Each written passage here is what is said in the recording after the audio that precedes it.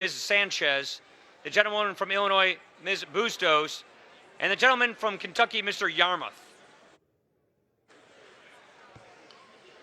The President of the Senate, at the direction of that body, appoints the following senators as members of the committee of the part of the Senate to escort the President of the United States into the House chamber. The Senator from Kentucky, Mr. McConnell. The Senator from Texas, Mr. Cornyn. The Senator from Utah, Mr. Hatch.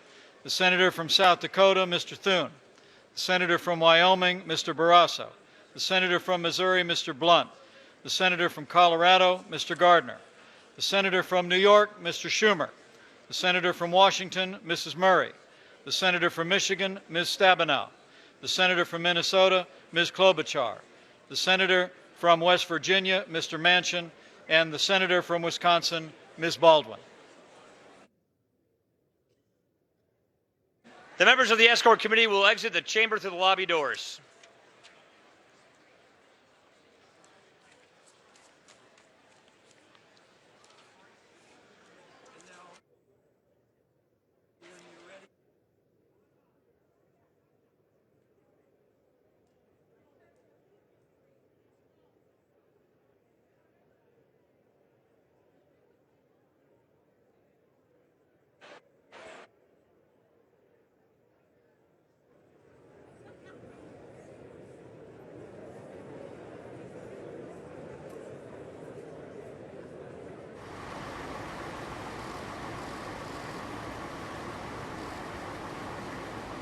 Mr. President, what is the State of the Union?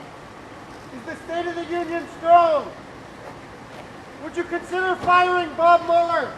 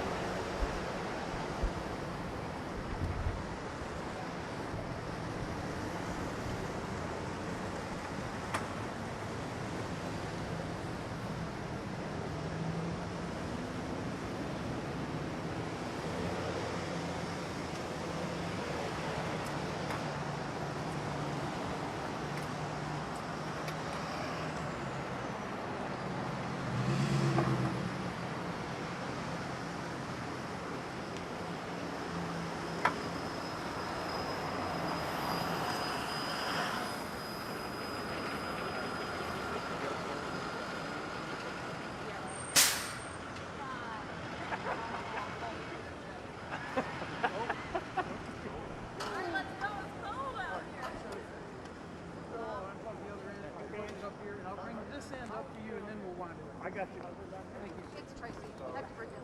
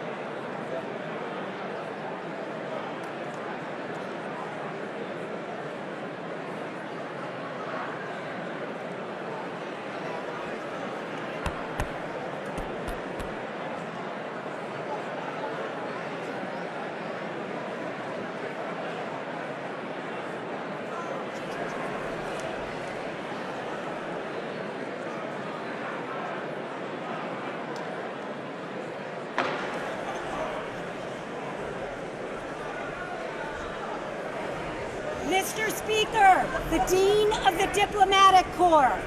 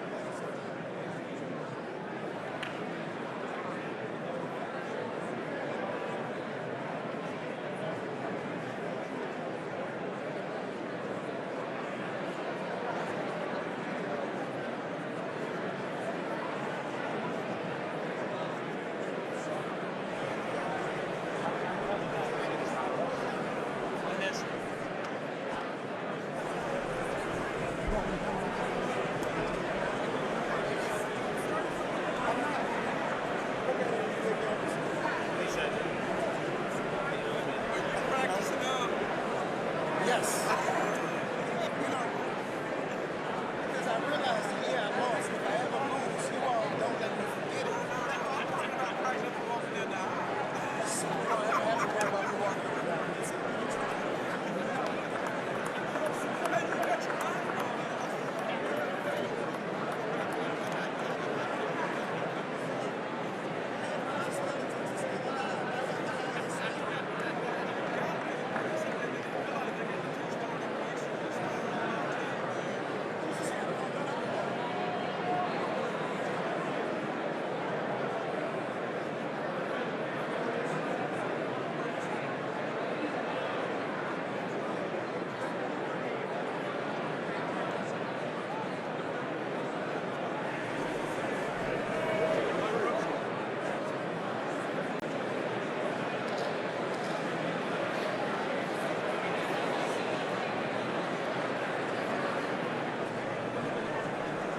Stop and I'm assuming you're the president.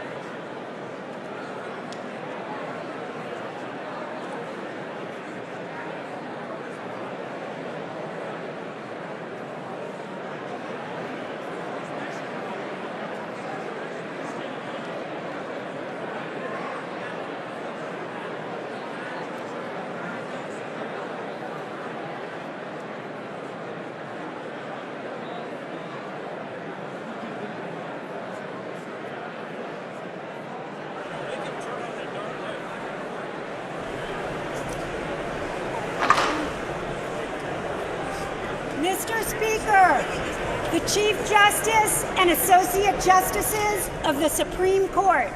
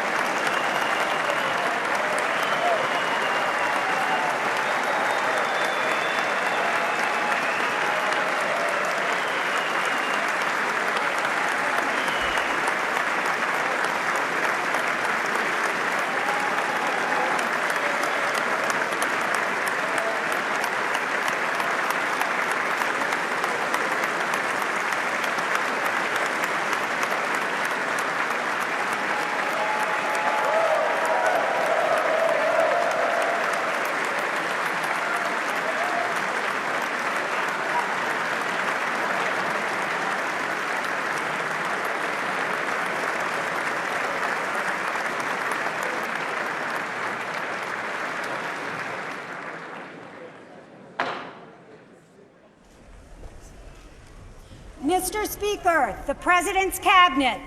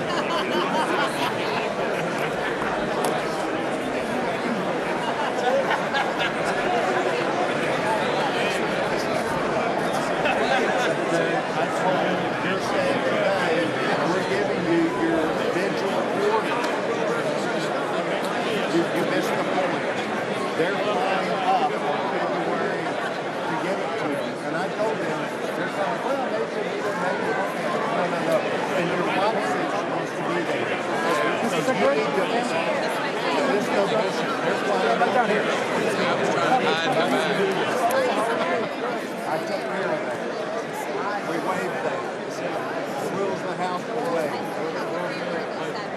We'll find to do it, but my point is that you got to do it. Anyway, but your girl's going to take it.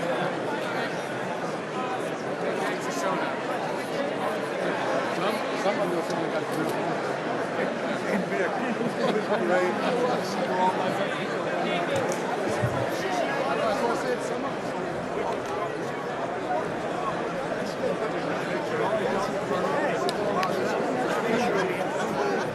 We just need to make a clear spot. How are you? How you doing? Peter Rossi. Nice to see you. You all right? Yeah, I know it. Bird keeps bumping me. I wonder whether I'm a fallen brother president.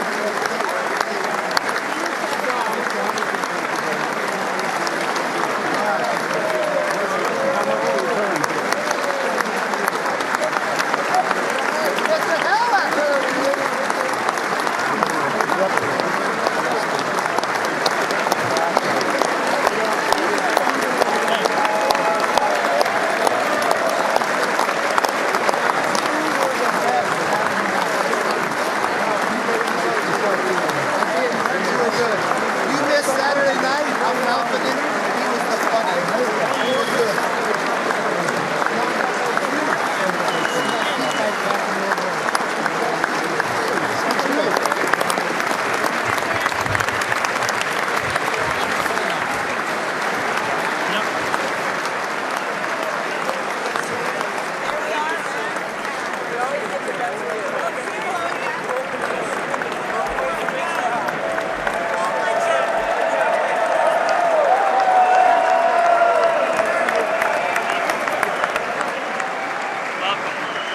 Welcome.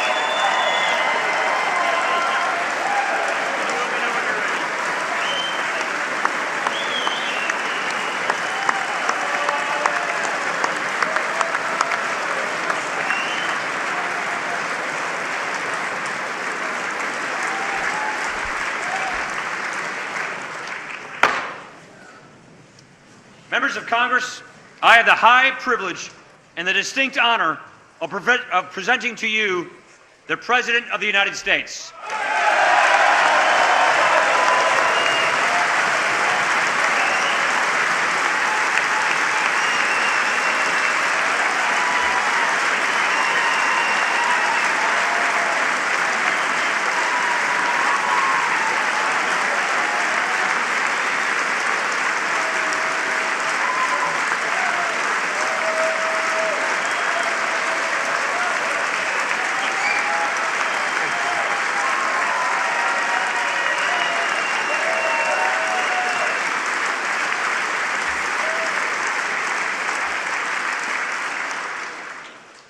Mr. Speaker, Mr. Vice President, members of Congress, the First Lady of the United States, and my fellow Americans. Less than 1 year has passed since I first stood at this podium in this majestic chamber to speak on behalf of the American people and to address their concerns, their hopes, and their dreams. That night, our new administration had already taken very swift action. A new tide of optimism was already sweeping across our land. Each day since, we have gone forward with a clear vision and a righteous mission to make America great again for all Americans.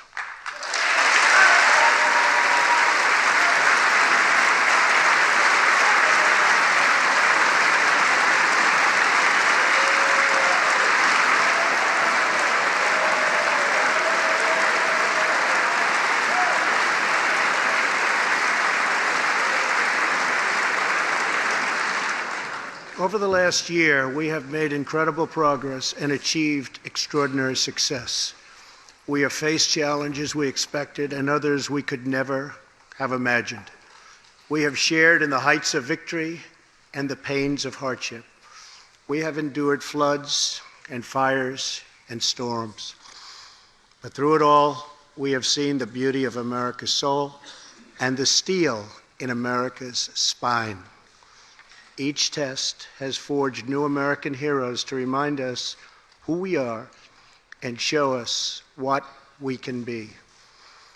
We saw the volunteers of the Cajun Navy racing to the rescue with their fishing boats to save people in the aftermath of a totally devastating hurricane. We saw strangers shielding strangers from a hail of gunfire on the Las Vegas Strip. We heard tales of Americans like Coast Guard Petty Officer Ashley Leopard, who is here tonight in the gallery with Melania.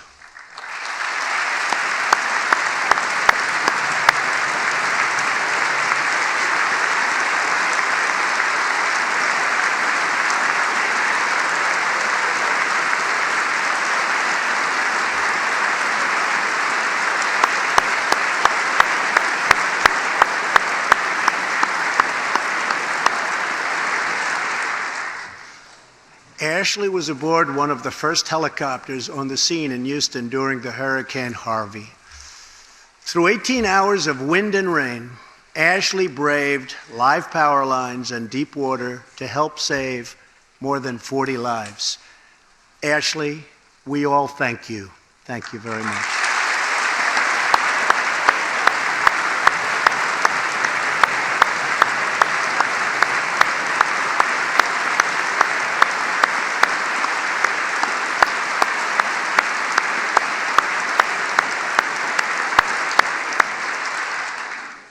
We heard about Americans like firefighter David Dahlberg. He's here with us also.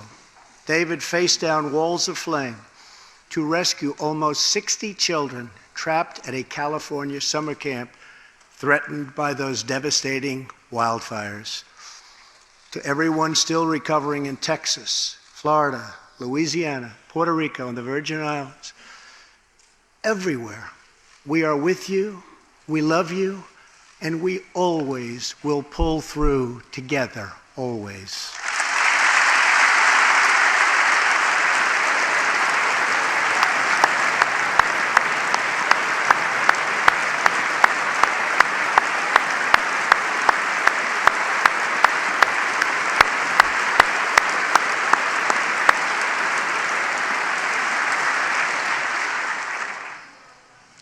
Thank you to David and the brave people of California. Thank you very much, David. Great job. Some trials over the past year touched this chamber very personally. With us tonight is one of the toughest people ever to serve in this House. A guy who took a bullet, almost died, and was back to work 3.5 months later. The legend from Louisiana, Congressman Steve Scalise.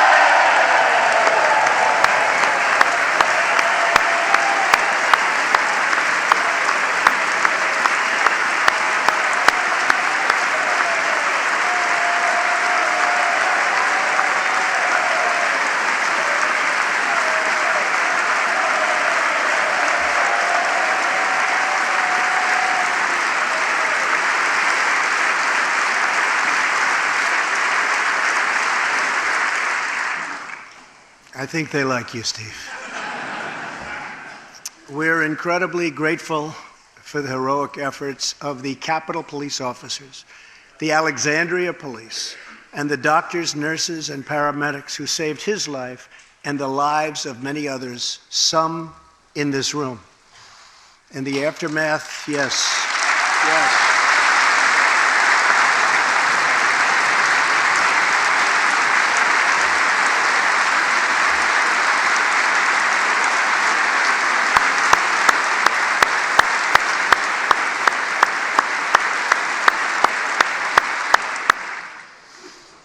In the aftermath of that terrible shooting, we came together, not as Republicans or Democrats, but as representatives of the people.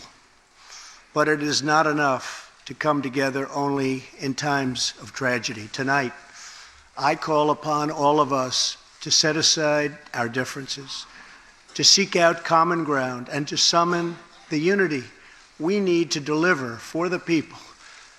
This is really the key. These are the people we were elected to serve.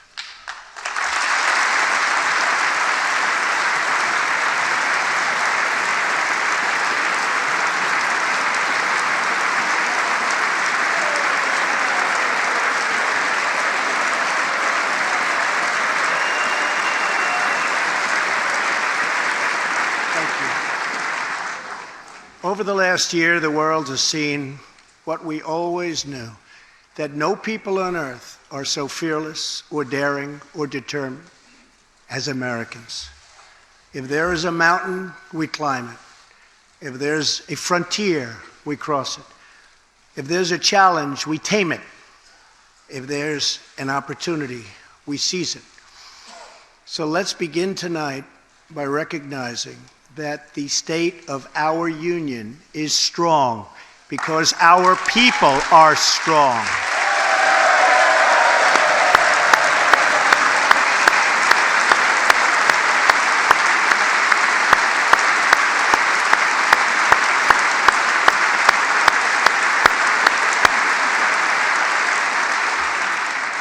And together we are building a safe, strong, and proud America. Since the election, we have created 2.4 million new jobs, including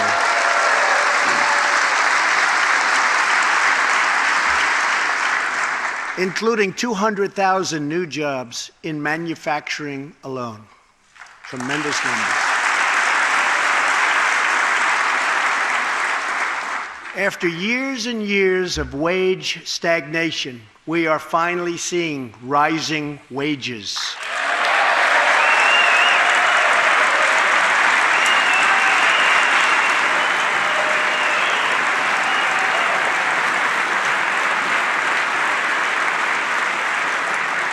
Unemployment claims have hit a 45-year low.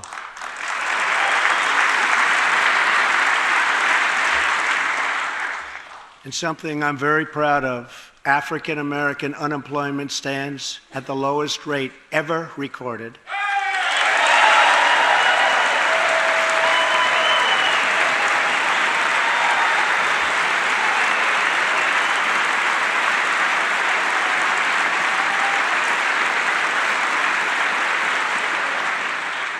And Hispanic American unemployment has also reached the lowest levels in history.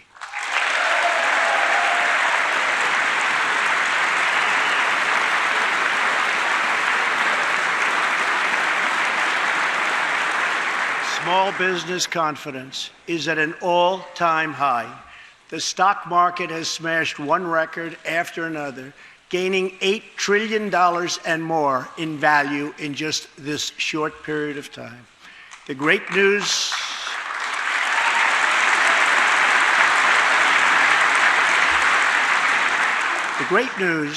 for Americans, 401k, retirement pension, and college savings accounts have gone through the roof.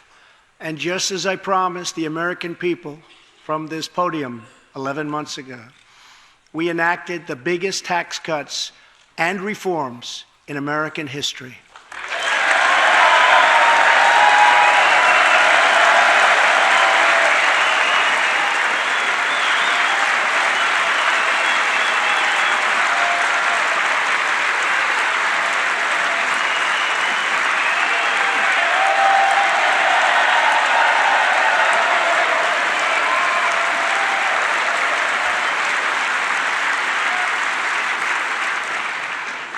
Our massive tax cuts provide tremendous relief for the middle class and small business. To lower tax rates for hardworking Americans, we nearly doubled the standard deduction for everyone.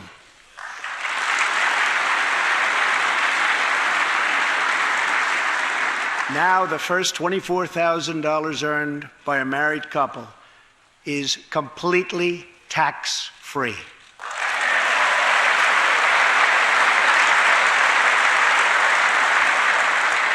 We also doubled the child tax credit.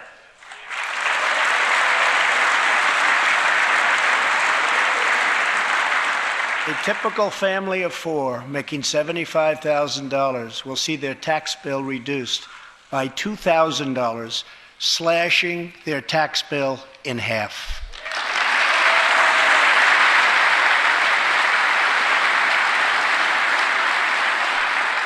In April, this will be the last time you will ever file under the old and very broken system and millions of Americans will have more take-home pay starting next month, a lot more.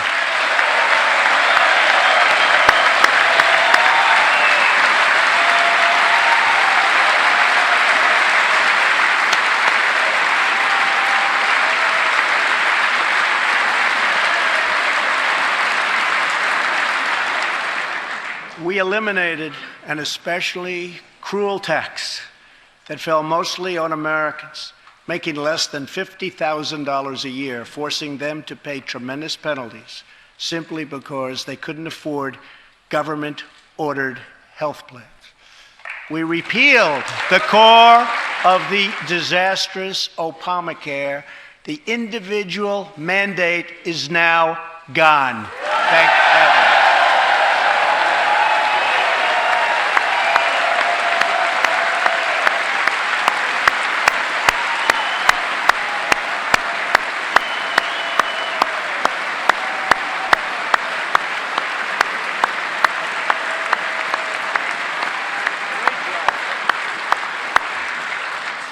We slashed the business tax rate from 35% all the way down to 21% so American companies can compete and win against anyone else anywhere in the world.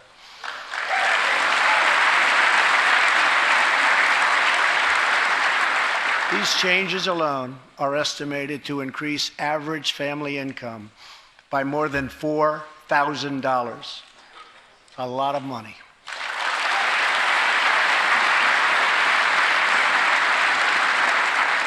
Small businesses have also received a massive tax cut and can now deduct 20% of their business income. Here tonight are Steve Staub and Sandy Keplinger of Staub Manufacturing, a small, beautiful business in Ohio. They've just finished the best year in their 20-year history.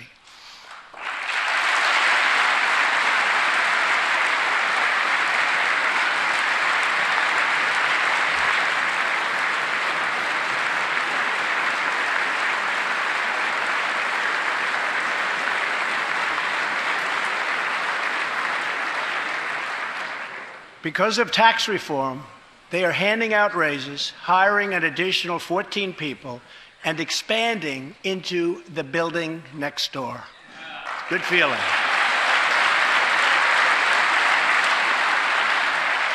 One of Staub's employees, Corey Adams, is also with us tonight. Corey is an all-American worker. He supported himself through high school, lost his job during the 2008 recession, and was later hired by Staub, where he trained to become a welder. Like many hardworking Americans, Corey plans to invest his tax cut raise into his new home and his two daughters' education. Corey, please stand.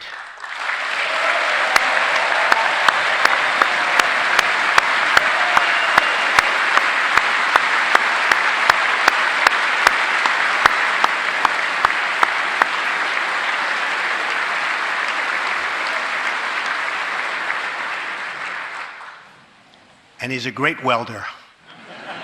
I was told that by the man that owns that company that's doing so well. So congratulations, Corey.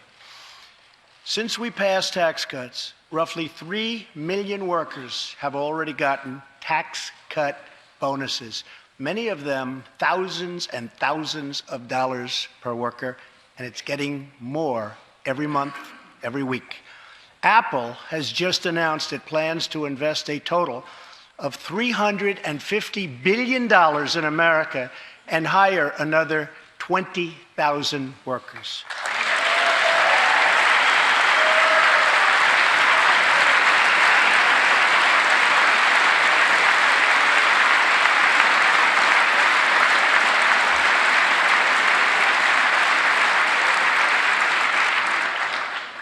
And just a little while ago, ExxonMobil announced a $50 billion investment in the United States, just a little while ago.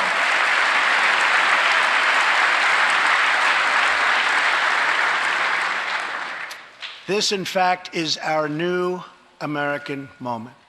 There has never been a better time to start living the American dream. So to every citizen watching at home tonight, no matter where you've been or where you've come from, this is your time. If you work hard, if you believe in yourself, if you believe in America, then you can dream anything. You can be anything. And together, we can achieve absolutely anything.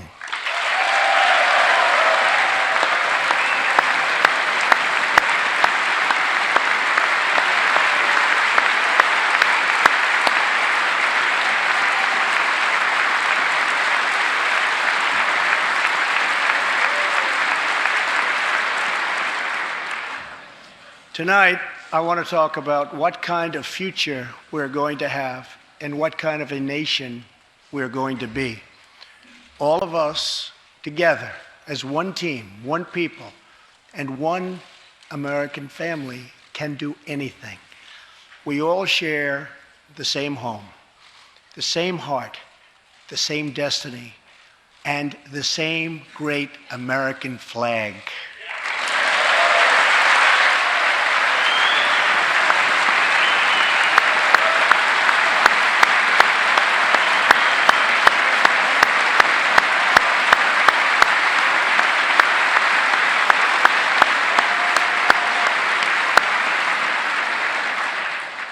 Together, we are rediscovering the American way.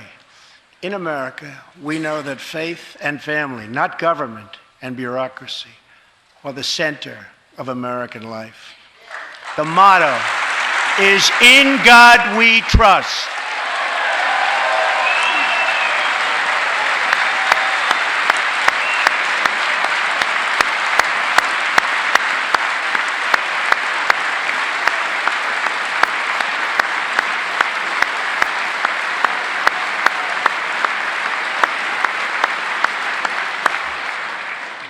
And we celebrate our police, our military, and our amazing veterans as heroes who deserve our total and unwavering support.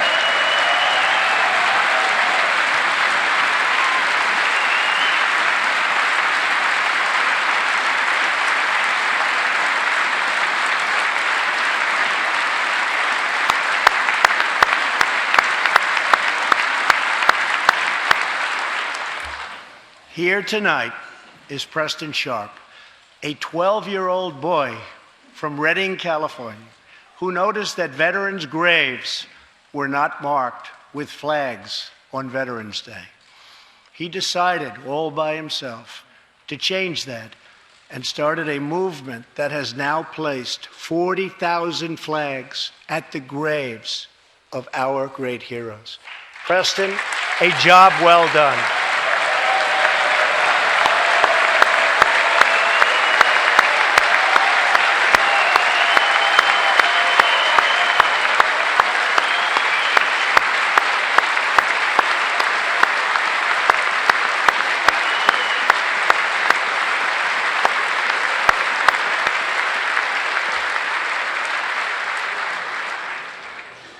Young patriots like Preston teach all of us about our civic duty as Americans. And I met Preston a little while ago, and he is something very special that I can tell you. Great future. Thank you very much for all you've done, Preston. Thank you very much. Preston's reverence for those who have served our nation reminds us of why we salute our flag, why we put our hands on our hearts for the Pledge of Allegiance, and why we proudly stand for the national anthem.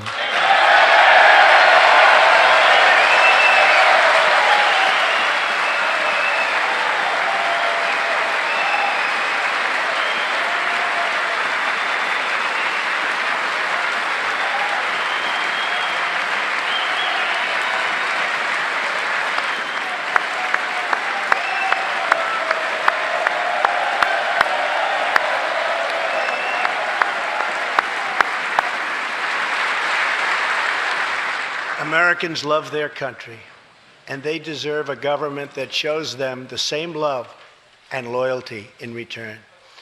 For the last year, we have sought to restore the bonds of trust between our citizens and their government. Working with the Senate, we are appointing judges who will interpret the Constitution as written, including a great new Supreme Court justice and more circuit court judges than any new administration in the history of our country.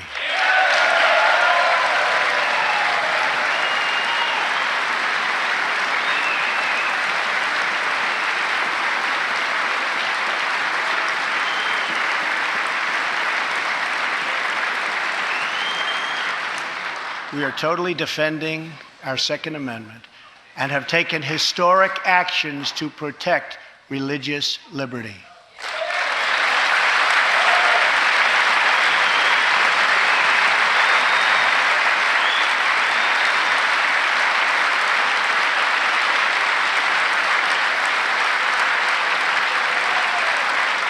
And we are serving our brave veterans, including giving our veterans choice in their health care decisions.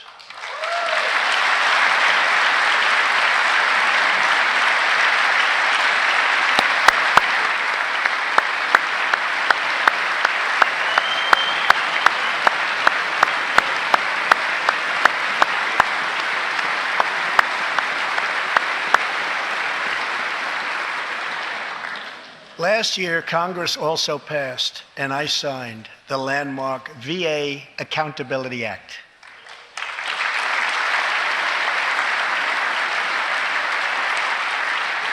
Since its passage, my administration has already removed more than 1,500 VA employees who failed to give our veterans the care they deserve, and we are hiring talented people who love our vets as much as we do.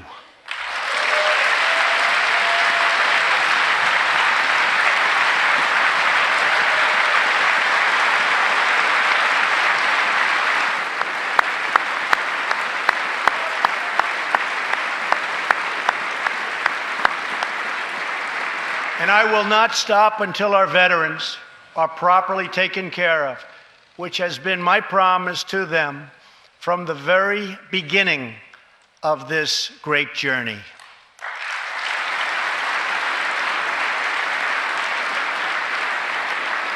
All Americans deserve accountability and respect, and that's what we are giving to our wonderful heroes, our veterans. Thank you.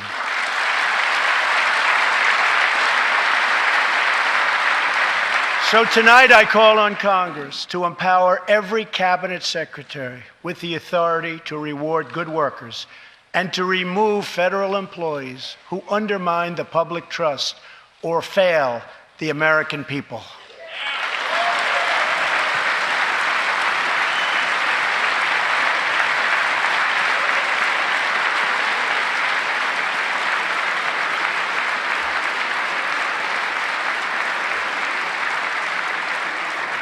In our drive to make Washington accountable, we have eliminated more regulations in our first year than any administration in the history of our country.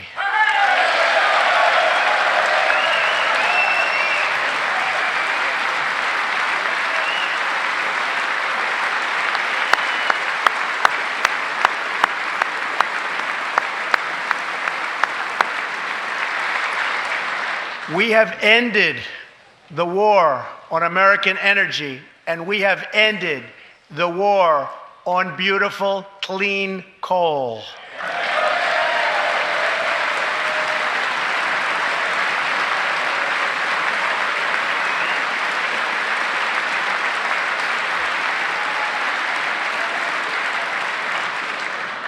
We are now very proudly an exporter of energy to the world.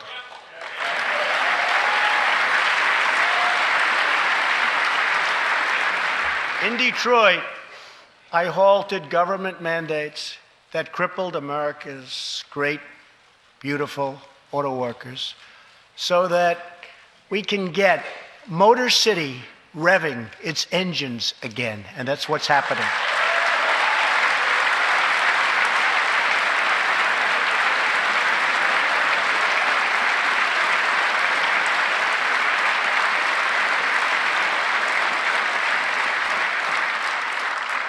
Many car companies are now building and expanding plants in the United States, something we haven't seen for decades. Chrysler is moving a major plant from Mexico to Michigan. Toyota and Mazda are opening up a plant in Alabama, a big one, and we haven't seen this in a long time. It's all coming back.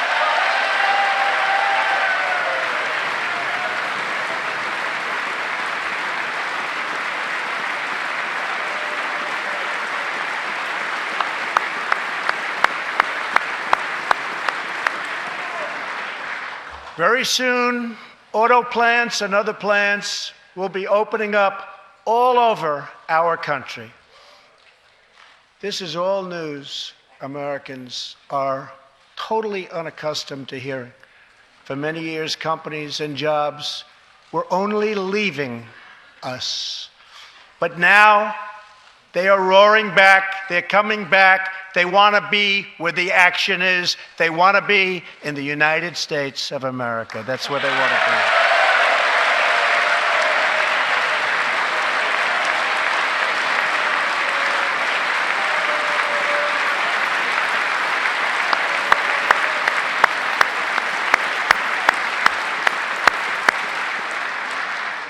Exciting progress is happening every single day. To speed access to breakthrough cures and affordable generic drugs, last year, the FDA approved more new and generic drugs and medical devices than ever before in our country's history.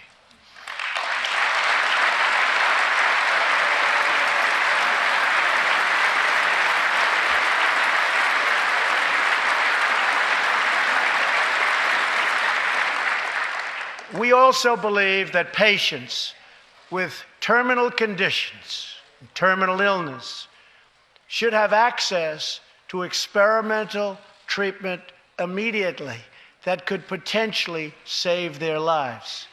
People who are terminally ill should not have to go from country to seek a cure. I want to give them a chance right here at home. It's time for Congress to give these wonderful, incredible Americans the right to try.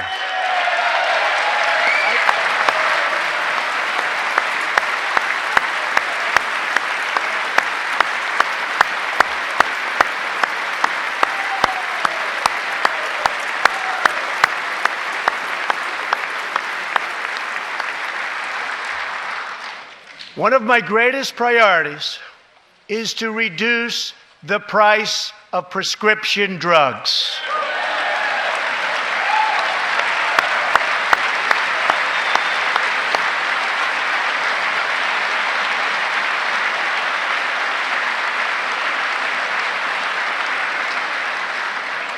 In many other countries, these drugs cost far less than what we pay in the United States, and it's very, very unfair.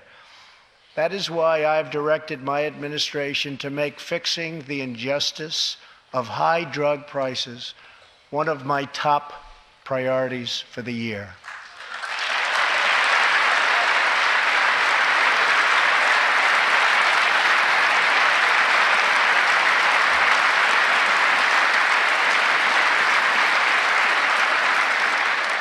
And prices will come down substantially.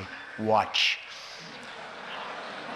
America has also finally turned the page on decades of unfair trade deals that sacrificed our prosperity and shipped away our companies, our jobs, and our wealth.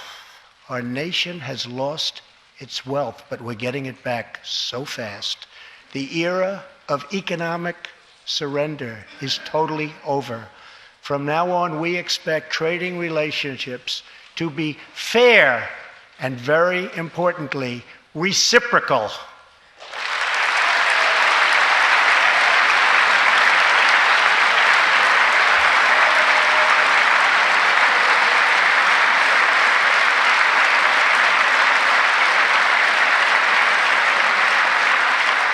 will work to fix bad trade deals and negotiate new ones, and they'll be good ones, but they'll be fair.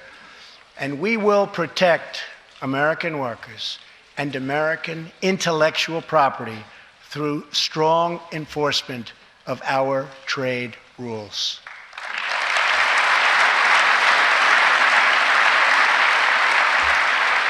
As we rebuild our industries, it is also time to rebuild our crumbling infrastructure.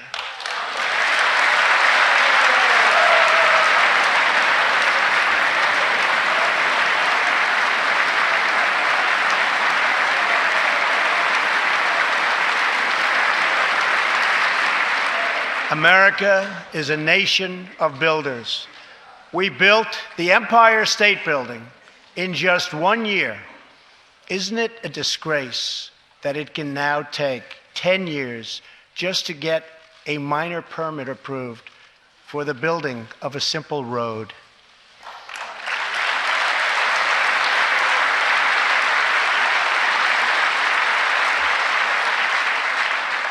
I am asking both parties to come together to give us safe, fast, reliable, and modern infrastructure that our economy needs and our people deserve.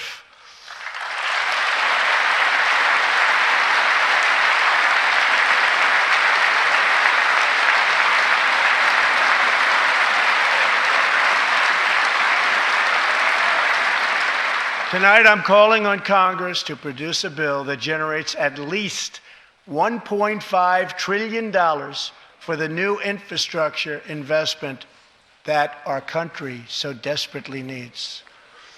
Every federal dollar should be leveraged by partnering with state and local governments and, where appropriate, tapping into private sector investment to permanently fix the infrastructure deficit, and we can do it.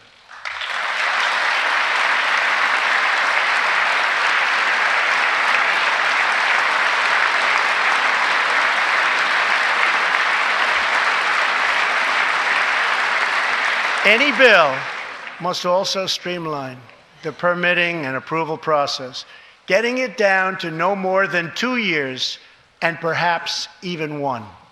Together, we can reclaim our great building heritage.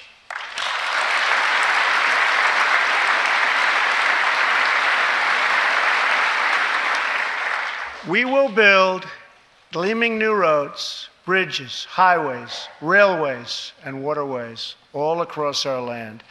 And we will do it with American heart, American hands, and American grit.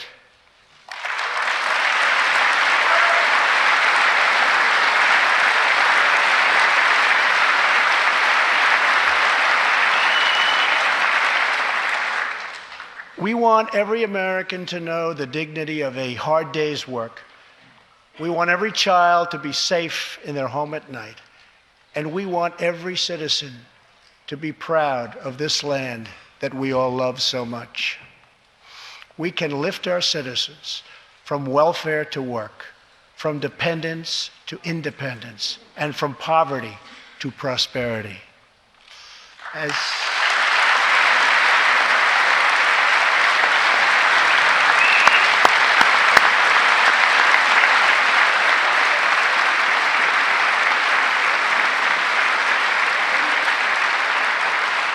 As tax cuts create new jobs, let's invest in workforce development and let's invest in job training, which we need so badly.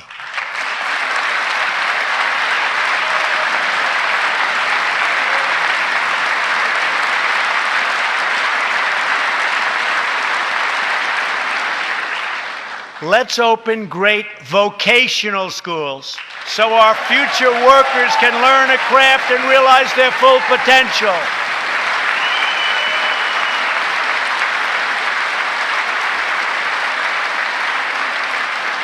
And let's support working families by supporting paid family leave.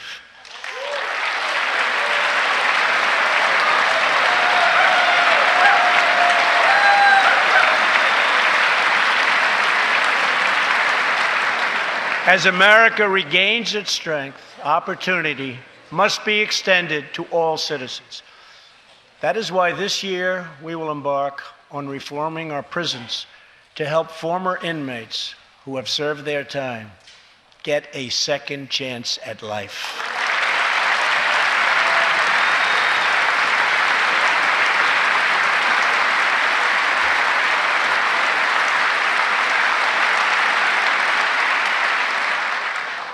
Struggling communities, especially immigrant communities, will also be helped by immigration policies that focus on the best interests of American workers and American families. For decades, open borders have allowed drugs and gangs to pour into our most vulnerable communities. They've allowed millions of low-wage workers to compete for jobs and wages against the poorest Americans. Most tragically, they have caused the loss of many innocent lives. Here tonight are two fathers and two mothers, Evelyn Rodriguez, Freddie Cuevas, Elizabeth Alvarado, and Robert Mickens. Their two teenage daughters, Kayla Cuevas and Nisa Mickens, were close friends on Long Island. But in September 2016, on the eve of Nisa's 16th birthday, such a happy time it should have been, neither of them came home. These two precious girls were brutally murdered while walking together in their hometown. 6 members of the savage MS-13 gang have been charged with Kayla and Nisa's murders. Many of these gang members took advantage of glaring loopholes in our laws to enter the country as illegal, unaccompanied, alien minors and wound up in Kayla and Nisa's high school. Evelyn, Elizabeth, Freddie, and Robert, tonight everyone in this chamber is praying for you. Everyone in America is grieving for you. Please stand. Thank you very much.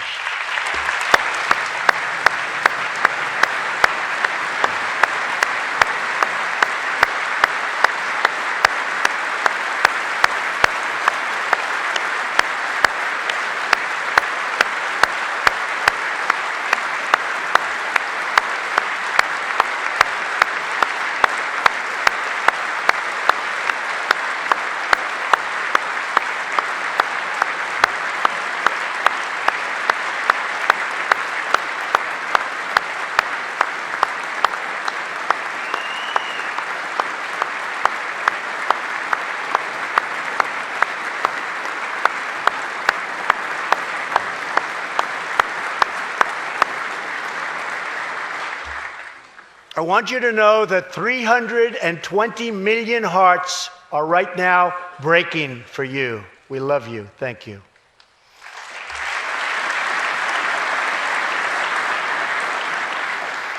While we cannot imagine the depths of that kind of sorrow, we can make sure that other families never have to endure this kind of pain. Tonight I am calling on Congress to finally close the deadly loopholes that have allowed MS-13 and other criminal gangs to break into our country.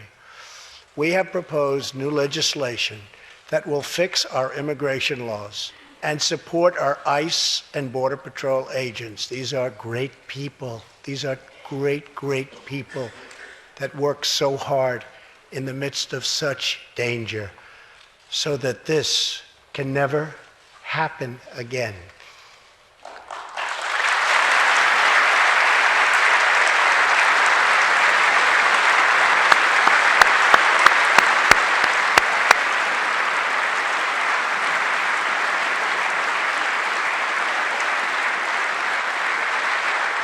The United States is a compassionate nation. We are proud that we do more than any other country anywhere in the world to help the needy, the struggling, and the underprivileged all over the world. But as President of the United States, my highest loyalty, my greatest compassion, my constant concern is for America's children, America's struggling workers and America's forgotten communities. I want our youth to grow up, to achieve great things. I want our poor to have their chance to rise. So tonight, I am extending an open hand to work with members of both parties, Democrats and Republicans, to protect our citizens of every background, color, religion, and creed.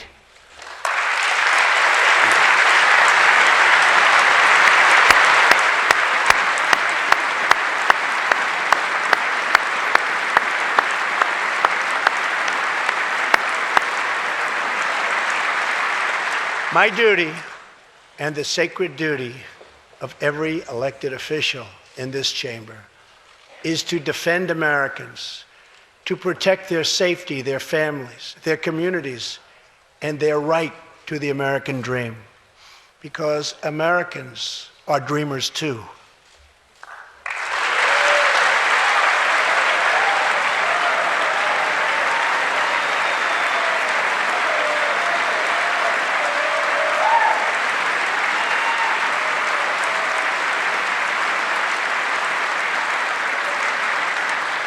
Here tonight is one leader in the effort to defend our country, Homeland Security Investigation Special Agent Celestino Martinez. He goes by DJ and CJ. He said, call me either one. So we'll call you CJ.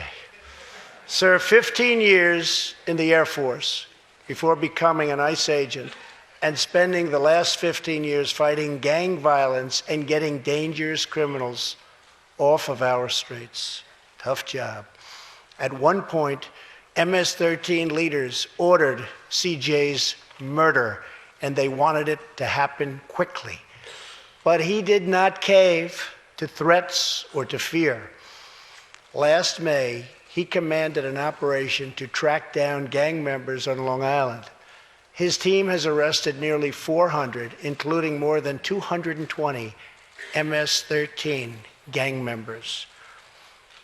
And I have to tell you, what the Border Patrol and ICE have done, we have sent thousands and thousands and thousands of MS-13 horrible people out of this country or into our prisons.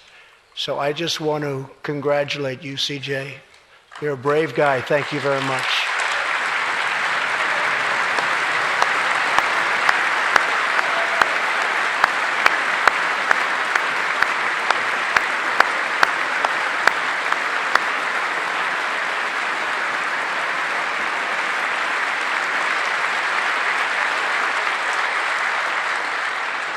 And I asked CJ, what's the secret? He said, we're just tougher than they are. And I like that answer.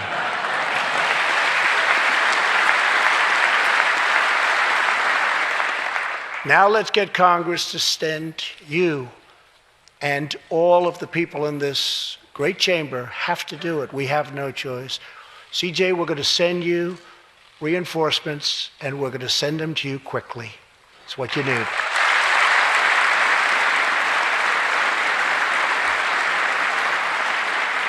Over the next few weeks, the House and Senate will be voting on an immigration reform package. In recent months, my administration has met extensively with both Democrats and Republicans to craft a bipartisan approach to immigration reform. Based on these discussions, we presented Congress with a detailed proposal that should be supported by both parties as a fair compromise, one where nobody gets everything they want, but where our country gets the critical reforms it needs and must have.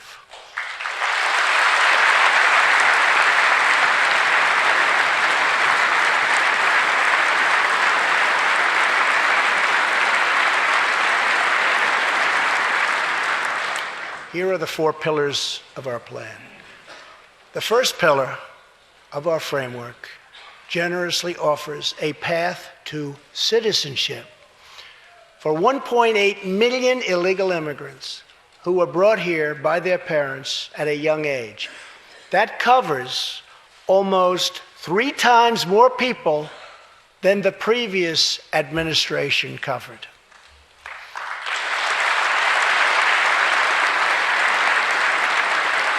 Under our plan, those who meet education and work requirements and show good moral character will be able to become full citizens of the United States over a 12-year period.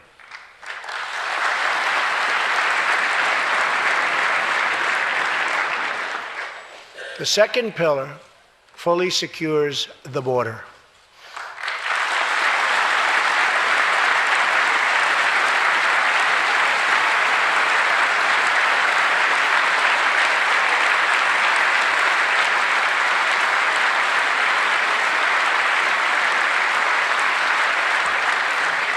That means building a great wall on the southern border, and it means hiring more heroes like CJ to keep our communities safe.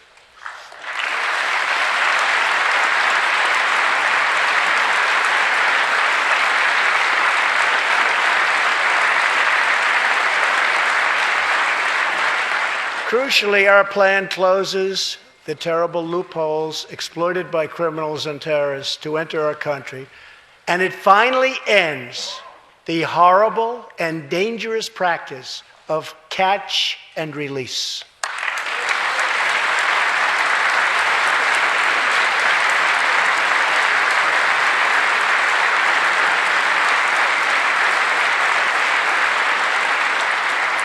The third pillar ends the visa lottery, a program that randomly hands out green cards without any regard for skill, merit, or the safety of American people.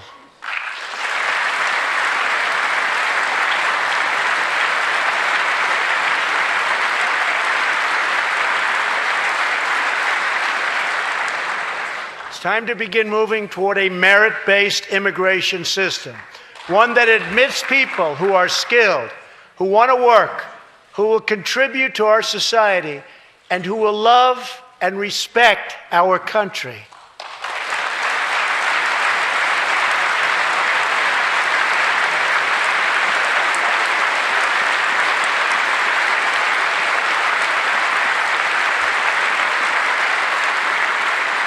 The fourth and final pillar protects the nuclear family by ending chain migration.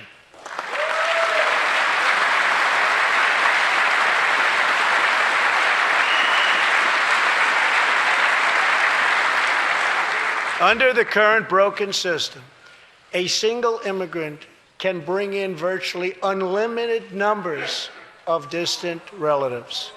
Under our plan, we focus on the immediate family by limiting sponsorships to spouses and minor children.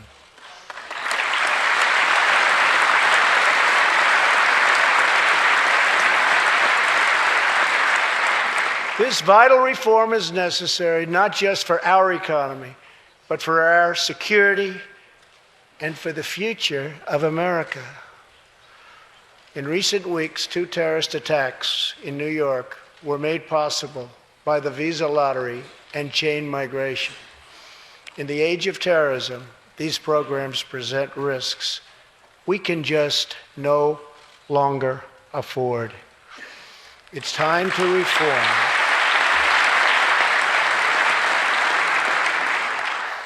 These outdated immigration rules and finally bring our immigration system into the 21st century.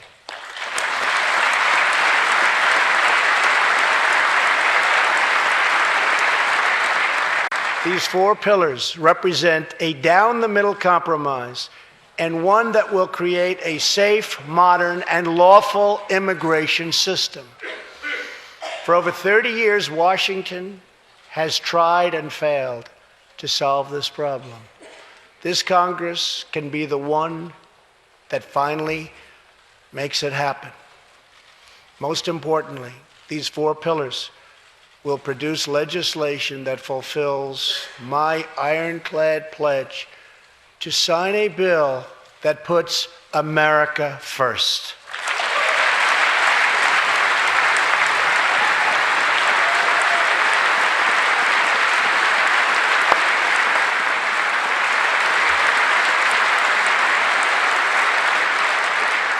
So let's come together, set politics aside, and finally get the job done.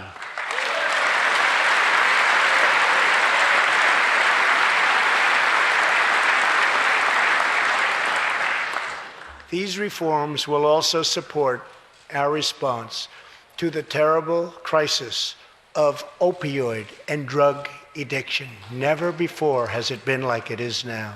It is terrible. We have to do something about it. In 2016, we lost 64,000 Americans to drug overdoses, 174 deaths per day, 7 per hour.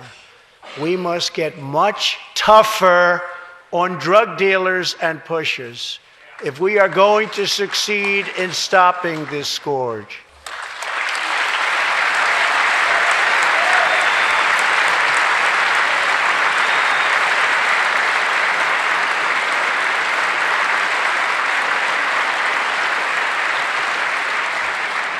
My administration is committed to fighting the drug epidemic and helping get treatment for those in need, for those who have been so terribly hurt.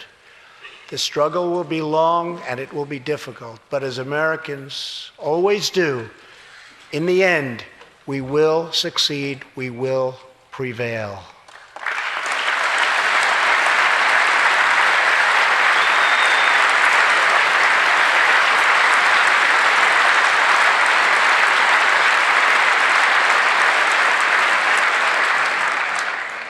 As we have seen tonight, the most difficult challenges bring out the best in America. We see a vivid expression of this truth in the story of the Holetz family of New Mexico. Ryan Holetz is 27 years old, an officer with the Albuquerque Police Department. He's here tonight with his wife, Rebecca.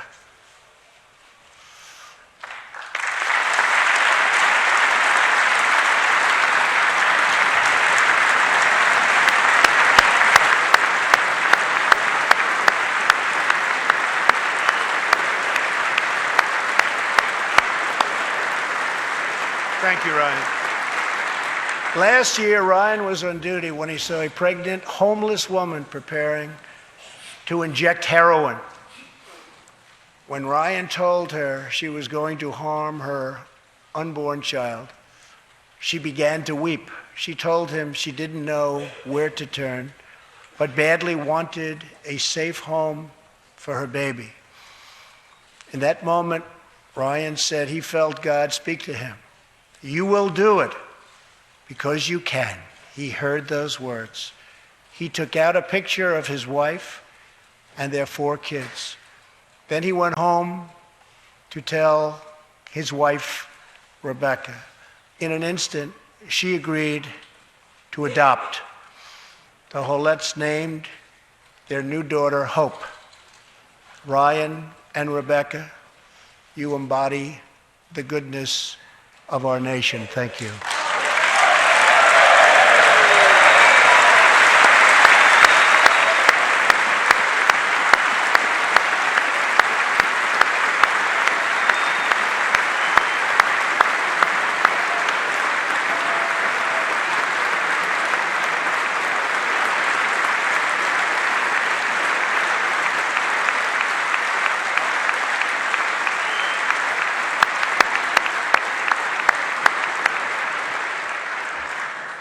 Thank you, Ryan and Rebecca.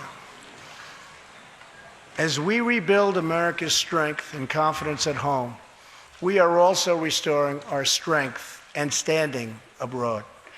Around the world, we face rogue regimes, terrorist groups, and rivals like China and Russia that challenge our interests, our economy, and our values.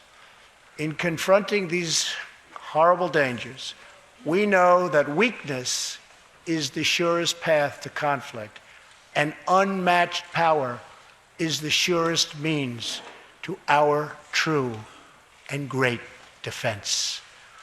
For this reason, I am asking Congress to end the dangerous defense sequester and fully fund our great military.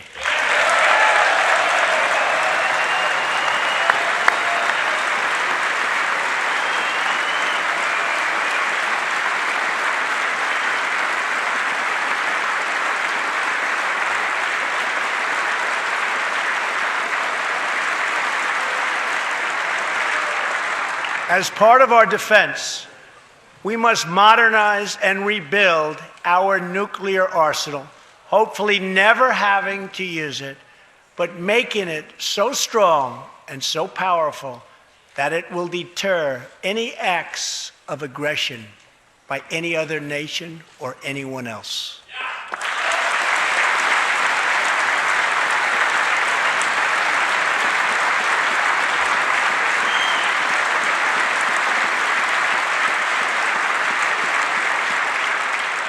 Perhaps someday in the future there will be a magical moment when the countries of the world will get together to eliminate their nuclear weapons. Unfortunately, we are not there yet, sadly. Last year, I also pledged that we would work with our allies to extinguish ISIS from the face of the earth.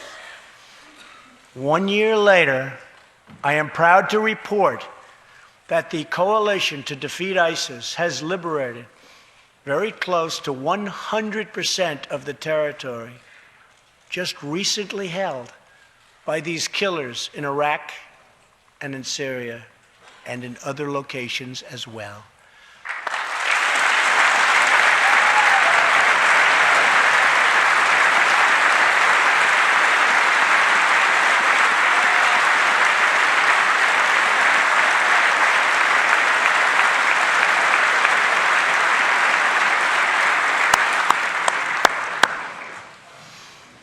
But there is much more work to be done. We will continue our fight until ISIS is defeated. Army Staff Sergeant Justin Peck is here tonight. Near Raqqa last November, Justin and his comrade, Chief Petty Officer Kenton Stacy, were on a mission to clear buildings that ISIS had rigged with explosive, so that civilians could return to that city, hopefully soon and hopefully safely. Clearing the second floor of a vital hospital, Kenton Stacy was severely wounded by an explosion. Immediately, Justin bounded into the booby-trapped and unbelievably dangerous and unsafe building and found Kenton, but in very, very bad shape. He applied pressure to the wound and inserted a tube to reopen an airway. He then performed CPR for 20 straight minutes during the ground transport and maintained artificial respiration through 2.5 hours and through emergency surgery. Kenton Stacy would have died if it were not for Justin's selfless love for his fellow warrior. Tonight, Kenton is recovering in Texas. Raqqa is liberated, and Justin is wearing his new Bronze Star with a V for valor. Staff Sergeant Peck, all of America salutes you.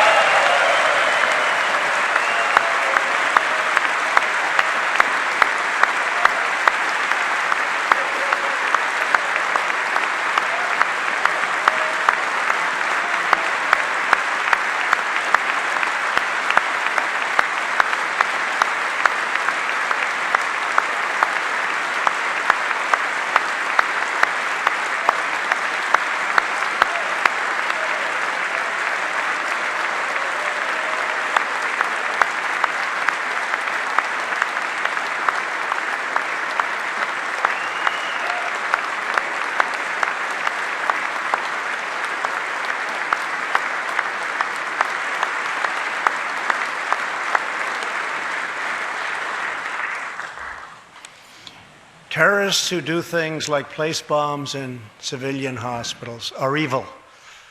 When possible, we have no choice but to annihilate them.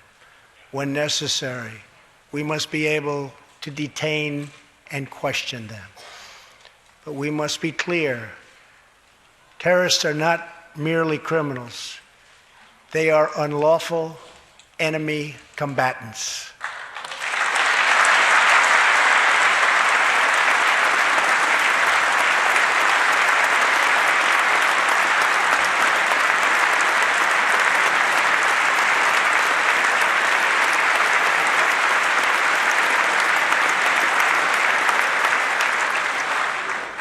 And when captured overseas, they should be treated like the terrorists they are. In the past, we have foolishly released hundreds and hundreds of dangerous terrorists, only to meet them again on the battlefield, including the ISIS leader, al-Baghdadi, who we captured, who we had, who we released. So today, I'm keeping another promise. I just signed, prior to walking in, an order directing Secretary Mattis, who is doing a great job. Thank you.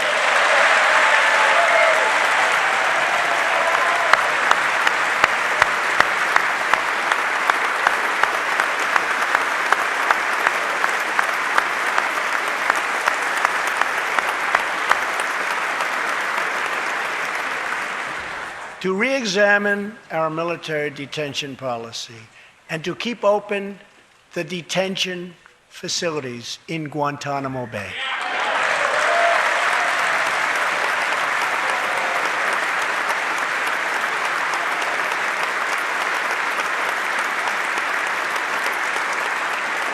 I am asking Congress to ensure that in the fight against ISIS and al-Qaeda, we continue to have all necessary power to detain terrorists wherever we chase them down, wherever we find them.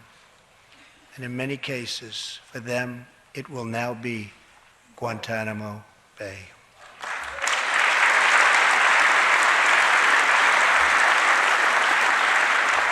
At the same time, as of a few months ago, our warriors in Afghanistan have new rules of engagement.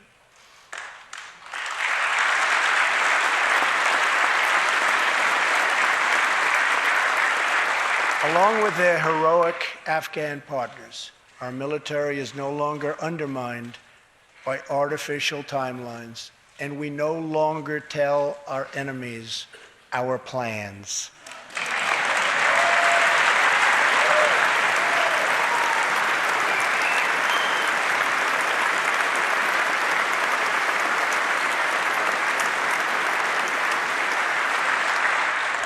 Last month, I also took an action endorsed unanimously by the U.S. Senate just months before.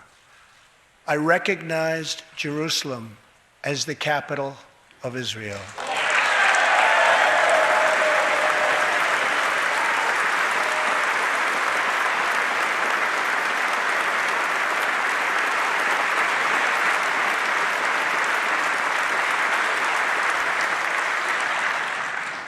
Shortly afterwards, dozens of countries voted in the United Nations General Assembly against America's sovereign right to make this decision.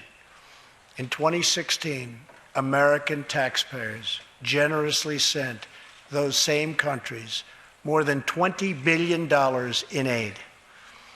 That is why tonight I am asking Congress to pass legislation to help ensure American foreign assistance dollars always serve American interests and only go to friends of America, not enemies of America.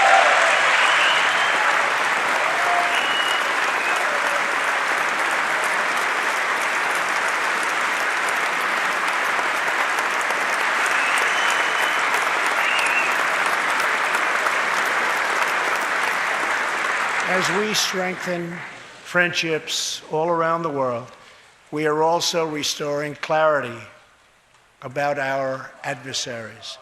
When the people of Iran rose up against the crimes of their corrupt dictatorship, I did not stay silent. America stands with the people of Iran in their courageous struggle for freedom.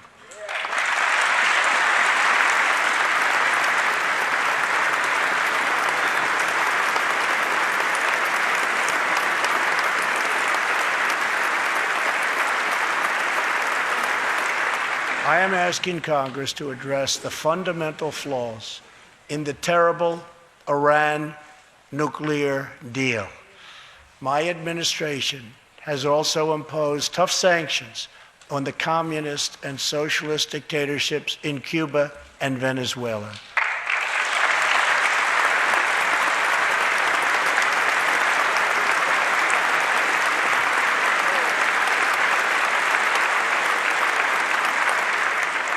But no regime has oppressed its own citizens more totally or brutally than the cruel dictatorship in North Korea.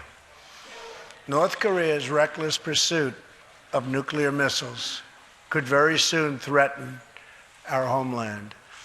We are waging a campaign of maximum pressure to prevent that from ever happening. Past experience has taught us that complacency and concessions only invite aggression and provocation. I will not repeat the mistakes of past administrations that got us into this very dangerous position. We need only look at the depraved character of the North Korean regime to understand the nature of the nuclear threat it could pose to America and to our allies. Otto Warmbier was a hard-working student at the University of Virginia, and a great student he was. On his way to study abroad in Asia, Otto joined a tour to North Korea. At its conclusion, this wonderful young man was arrested and charged with crimes against the state. After a shameful trial, the dictatorship sentenced Otto to 15 years of hard labor before returning him to America last June, horribly injured and on the verge of death. He passed away just days after his return. Otto's wonderful parents, Fred and Cindy Warmbier, are here with us tonight, along with Otto's brother and sister, Austin and Greta. Please.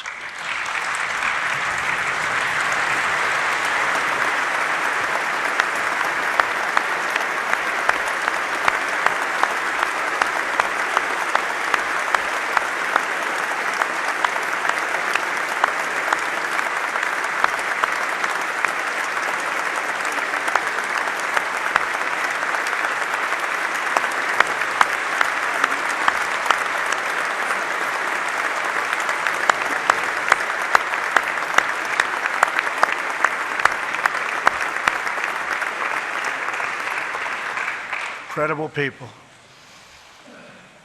You are powerful witnesses to a menace that threatens our world, and your strength truly inspires us all. Thank you very much. Thank you.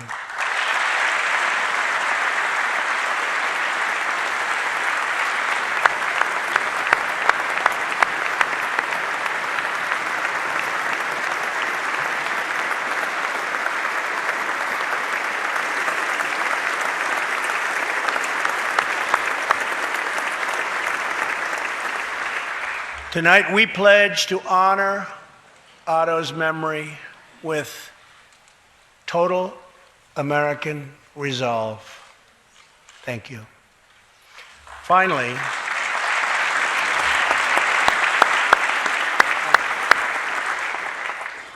we are joined by one more witness to the ominous nature of this regime. His name is Mr. Ji Sung Ho. In 1996, Sung Ho was a starving boy in North Korea. One day he tried to steal coal from a railroad car to barter for a few scraps of food, which were very hard to get. In the process, he passed out on the train tracks, exhausted from hunger. He woke up as a train ran over his limbs. He then endured multiple amputations without anything to dull the pain or the hurt. His brother and sister gave what little food they had to help him recover and ate dirt themselves, permanently stunting their own growth. Later, he was tortured by North Korean authorities after returning from a brief visit to China. His tormentors wanted to know if he'd met any Christians. He had, and he resolved after that to be free. Sung Ho traveled thousands of miles on crutches all across China and Southeast Asia to freedom. Most of his family followed. His father was caught trying to escape and was tortured to death.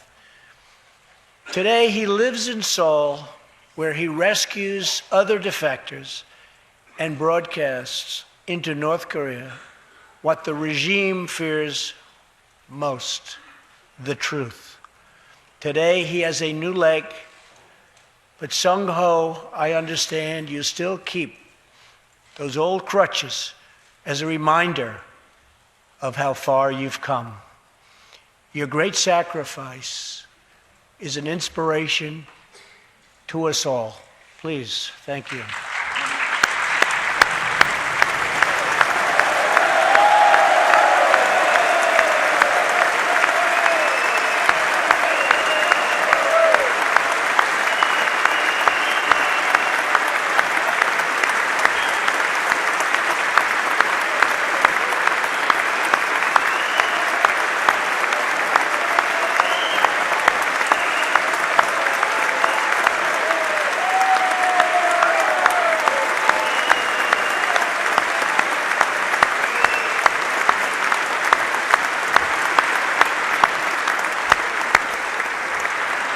Sung Ho's story is a testament to the yearning of every human soul to live in freedom. It was that same yearning for freedom that nearly 250 years ago gave birth to a special place called America. It was a small cluster of colonies caught between a great ocean and a vast wilderness. It was home to an incredible people with a revolutionary idea that they could rule themselves, that they could chart their own destiny, and that together they could light up the entire world. That is what our country has always been about. That is what Americans have always stood for, always strived for, and always done. Atop the dome of this Capitol stands the Statue of Freedom. She stands tall and dignified among the monuments to our ancestors who fought and lived and died to protect her. Monuments to Washington and Jefferson and Lincoln and King. Memorials to the heroes of Yorktown and Saratoga, to young Americans who shed their blood on the shores of Normandy and the fields beyond, and others who went down in the waters of the Pacific and the skies all over Asia. And freedom stands tall over one more monument, this one. This Capitol, this living monument, this is the monument to the American people.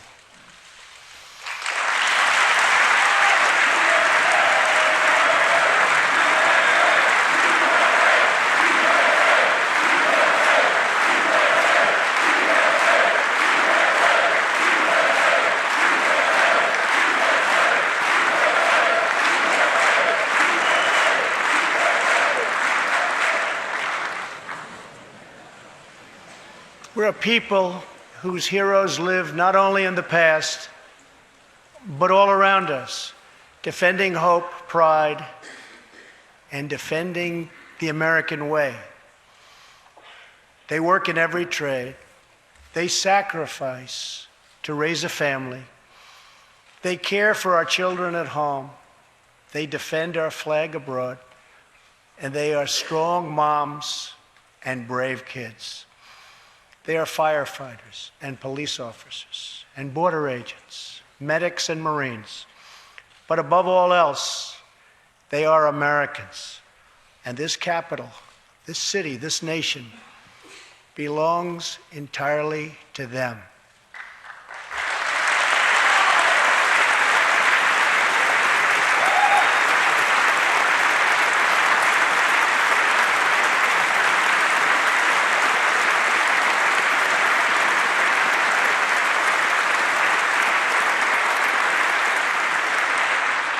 Our task is to respect them, to listen to them, to serve them, to protect them, and to always be worthy of them.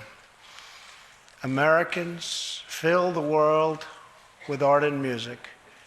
They push the bounds of science and discovery, and they forever remind us of what we should never, ever forget. The people dreamed this country. The people built this country. And it's the people who are making America great again.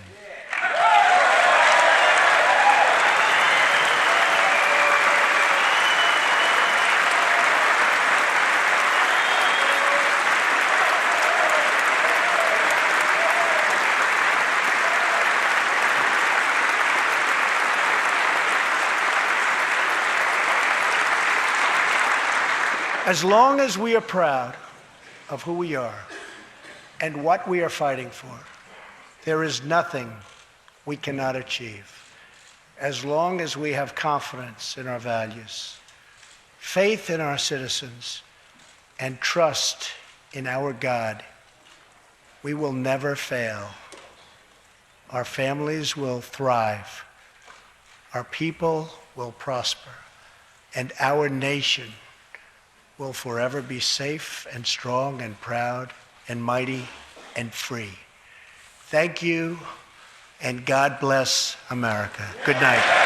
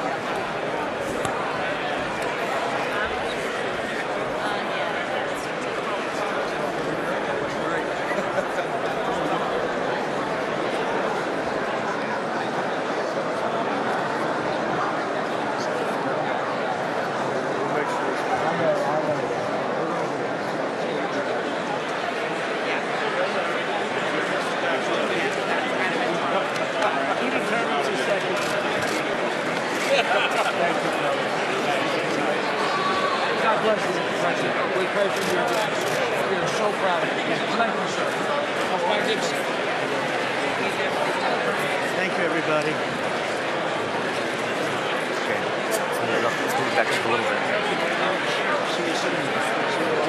Let's go back just a little bit.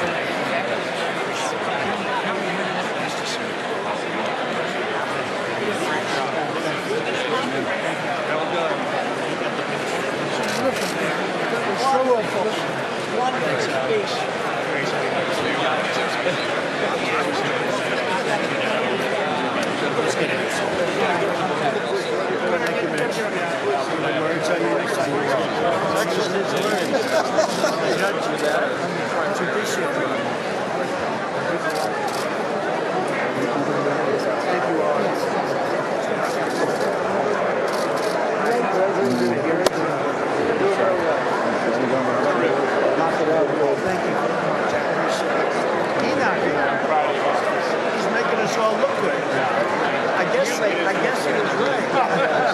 Great job. He defends me. I was trying to get the gun down there, but you heard it. Go on the wall. He said outside. Get out of the way.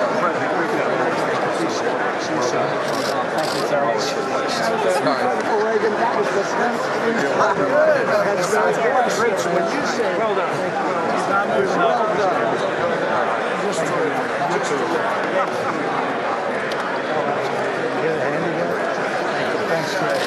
Thanks, fellas. Appreciate it, fellas. Great job. Terrific.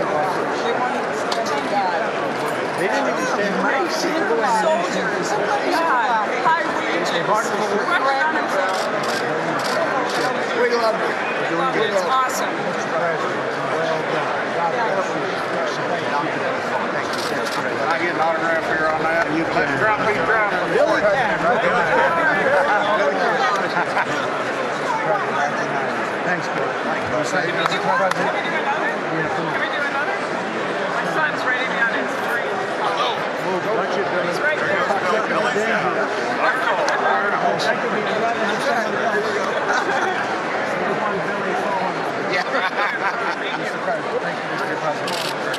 Thank you, Mr. President. Great job. Thanks for your leadership on tax. Great job. Great job. Yeah, let's go. Come on. God bless you. Knocked it out of the park. How you doing? Good. I hear your polls are good. Big time. I'm hearing good polls. Everything good? New Jersey. Every new tweet's another 10 points for me. No, I'm doing good.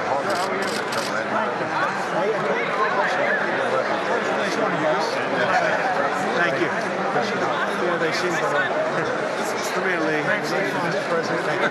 Thanks for knocking it out of the park. Peter, thank you for everything. This guy. King of New York. Thank you. Good luck with your great shape. You're great. Thank you, number 13. Good seeing you. We're going to take that Alabama Saints. Can you imagine? Coming short. That was a fluke.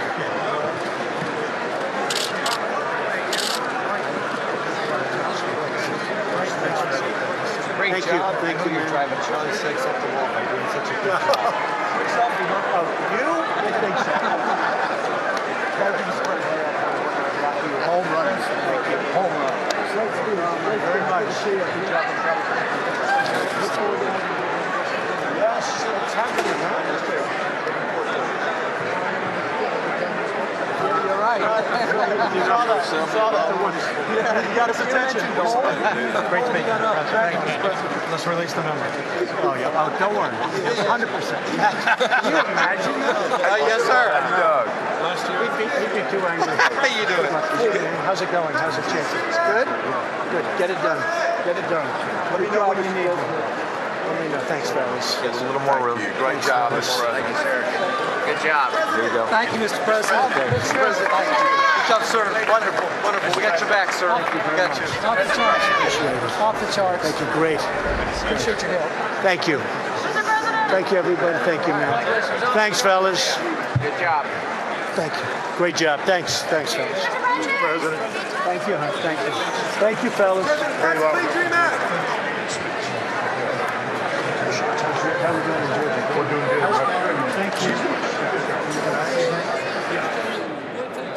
Great job. Thank you, guys. You're welcome, sir.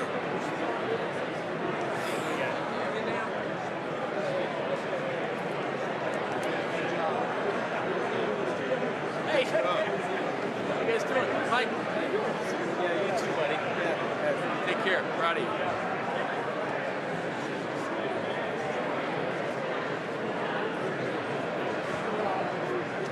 Mr. Vice President!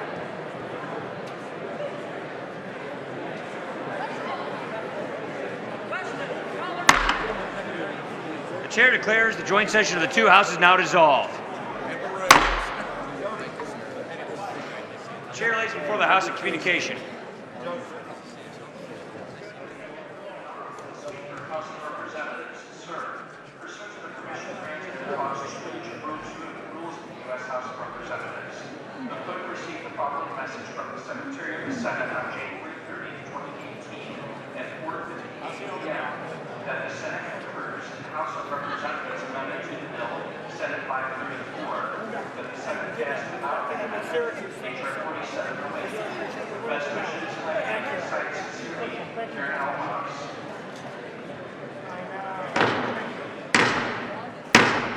The House will come in order. The House will come to order. Shh.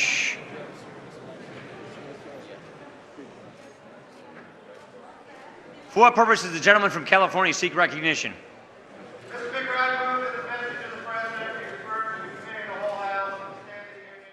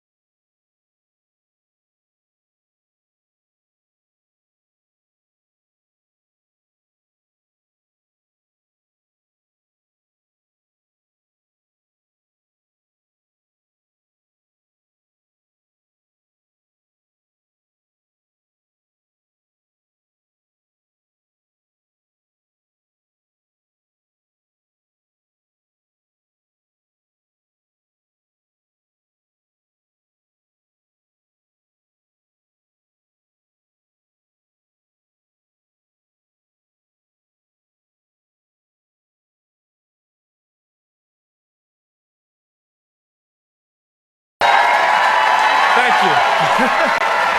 Thank you. Thank you. Thank you.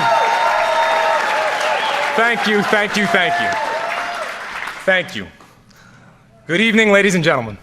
It is an absolute privilege to join you all tonight. We are here in Fall River, Massachusetts, a proud American city.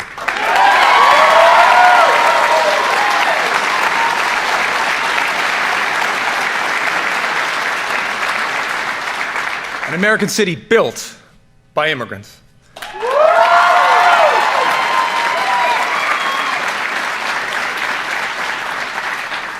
From textiles to robots, this is a place that knows how to make great things.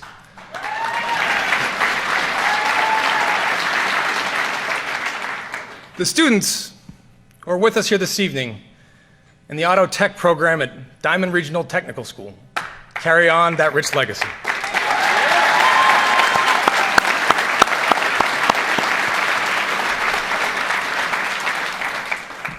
Like many American hometowns, Fall River has faced its share of storms. But the people here are tough. They fight for each other. They pull for their city. It is a fitting place to gather as our nation reflects on the state of our union. This is a difficult task. Many have spent the last year anxious, angry, afraid. We all feel the fractured fault lines across our country. We hear the voices of Americans who are forgotten and feel forsaken. We see an economy that makes stocks soar, investor portfolios bulge, and corporate profits climb, but fails to give workers their fair share of the reward. A government that struggles to keep itself open. Russia, knee-deep in our democracy. An all-out war on environmental protection. A Justice Department rolling back civil rights by the day. Hatred and supremacy proudly marching in our streets. Bullets tearing through our classrooms, concerts, and congregations, targeting our safest, sacred places. And this nagging, sinking feeling, no matter your political beliefs, that this is not right. This is not who we are.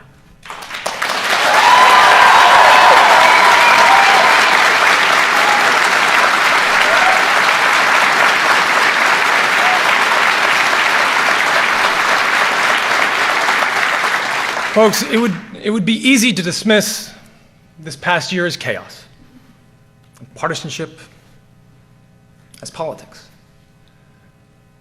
But it's far, far bigger than that. This administration isn't just targeting the laws that protect us. They're targeting the very idea that we are all worthy of protection. For them, dignity isn't something you're born with, but something you measure by your net worth, your celebrity, your headlines, your crowd size. Not to mention the gender of your spouse, the country of your birth, the color of your skin, the God of your prayers. Their record is a rebuke to our highest American ideal, the belief that we are all worthy, that we are all equal, that we all count in the eyes of our law and our leaders, our God and our government. That is the American promise.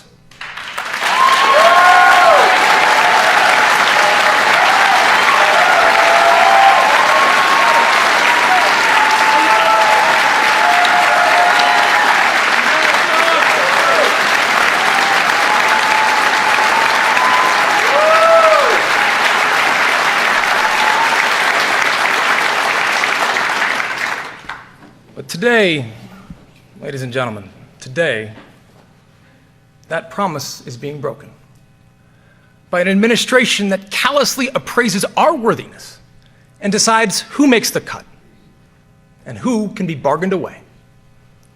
They're turning American life into a zero-sum game where for one to win, another must lose, where we can guarantee America's safety if we slash our safety net, where we can extend healthcare in Mississippi if we gut it in Massachusetts.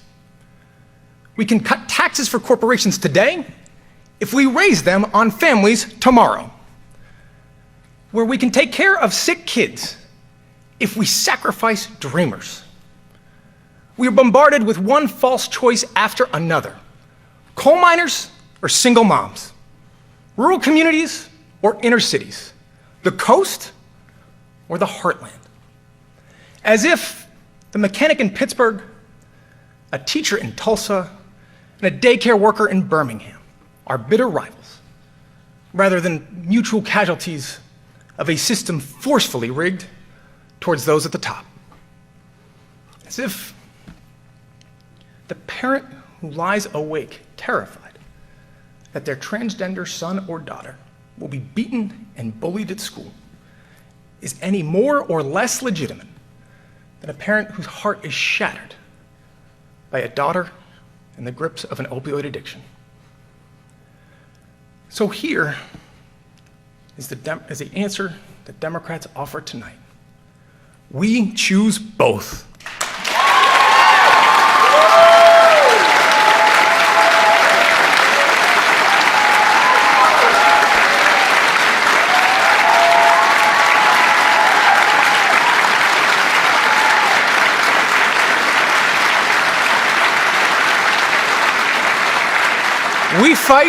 We fight for both, because the greatest, strongest, richest nation in the world should not have to leave anyone behind.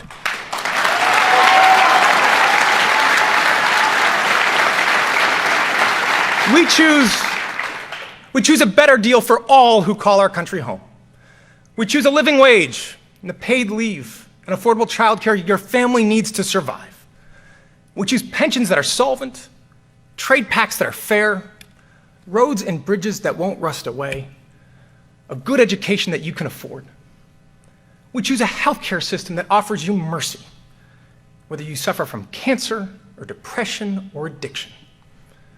We choose an economy strong enough to boast record stock prices and brave enough to admit that top CEOs making 300 times their average worker is not right.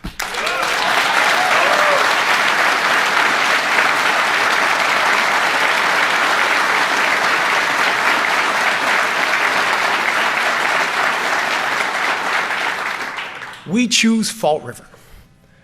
We choose the thousands of American communities whose roads aren't paved with power or privilege, but with an honest effort, with good faith, and the resolve to build something better for your kids. That is our story. It began the day our founding fathers and mothers set sail for a new world, fleeing oppression and intolerance. It continued with every word of our independence, the audacity to declare that all men are created equal, an imperfect promise for a nation struggling to become a more perfect union. It grew with every suffragette step, every freedom rider's voice, and with every weary soul we welcomed to our shores. And to all the dreamers out there watching tonight, let me be absolutely clear. Ustedes son parte de nuestra historia. Vamos a luchar por ustedes y no nos vamos a alejar. You are part of our story. We will fight for you, and we will not walk away.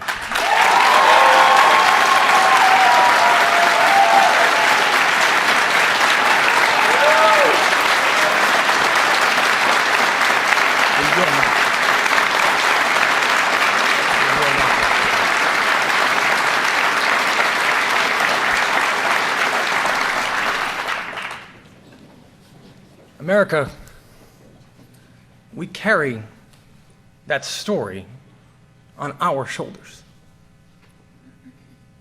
You swarmed Washington last year to ensure that no parent has to worry if they can afford to save their child's life. You proudly marched together last weekend, thousands deep, on the streets of Las Vegas and Philadelphia and Nashville. You sat high atop your mom's shoulders and held a sign that read, "Build a wall, and my generation will tear it down."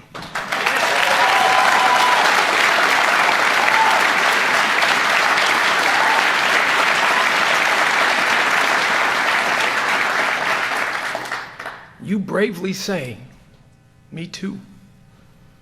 You steadfastly say, "Black Lives Matter." You wade through floodwaters, battle hurricanes, brave wildfires and mudslides to save a stranger. You battle your own quiet battles every single day. You drag your weary bodies to that extra shift so that your families won't feel the sting of scarcity.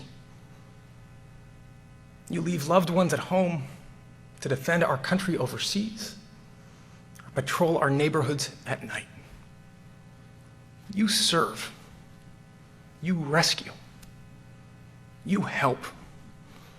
You heal. That, more than any law or leader, debate or disagreement, that is what drives us towards progress. Bullies may land a punch. They may leave a mark. But they have never, not once in the history of our United States, managed to match the strength and spirit of a people united in defense of their future. Politicians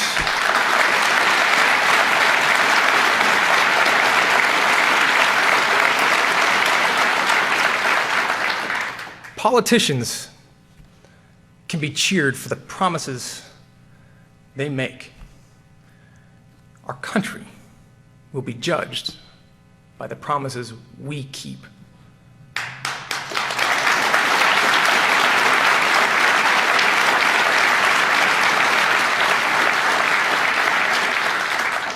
That is the measure of our character. That is who we are. Out of many, one. Ladies and gentlemen, have faith. Have faith. The state of our union is hopeful, resilient, and enduring. God bless you. God bless your families. And may God bless the United States of America. Thank you.